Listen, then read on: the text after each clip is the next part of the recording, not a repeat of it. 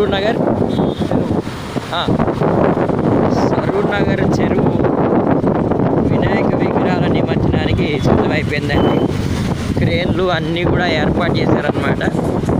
5వ రోజు నుంచి ఇక్కడ నిమజ్జన కార్యక్రమాలు అనేవి స్టార్ట్ అయినాయి. సార్ ఎప్పటి నుంచి స్టార్ట్ అయినాయి సార్?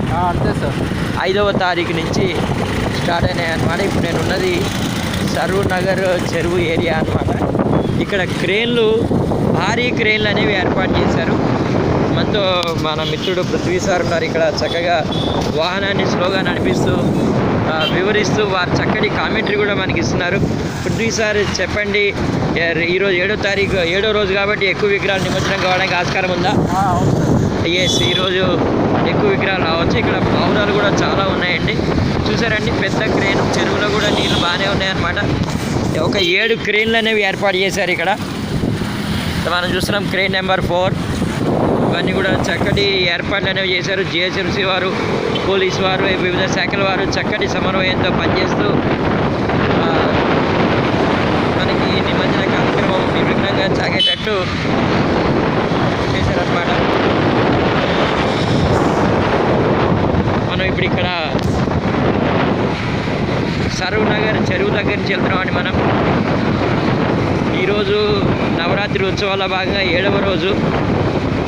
5వ రోజు నుంచే ఇక్కడ చక్కగా నిమజ్జన కార్యక్రమాలు అనేవి జరిగాయన్నమాట.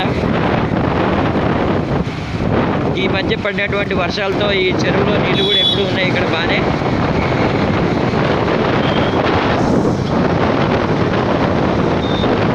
Signing off Venkat with cameraman Prithvi, Saroor Nagar. జై బోలో గణేష్ మహారాజ్కి జై. నవరాత్రులు దగ్గరికి వచ్చేసినాయి. సిటీలో చాలా ప్రాంతాల్లో అన్నదాన కార్యక్రమాలు ఇవన్నీ కూడా చాలా విస్తృతంగా జరుగుతున్నాయండి. ఇక్కడ ఒక మండపం ఉంటుంది చెరువు ఎంట్రన్స్లోనే అన్నమాట.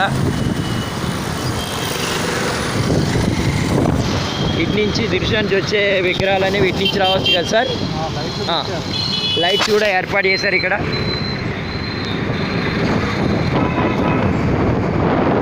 ఇదే ప్రాంగణంలో మనకు ఒక పాత హనుమాన్ దేవాలయం ఒకటి ఉంటుంది.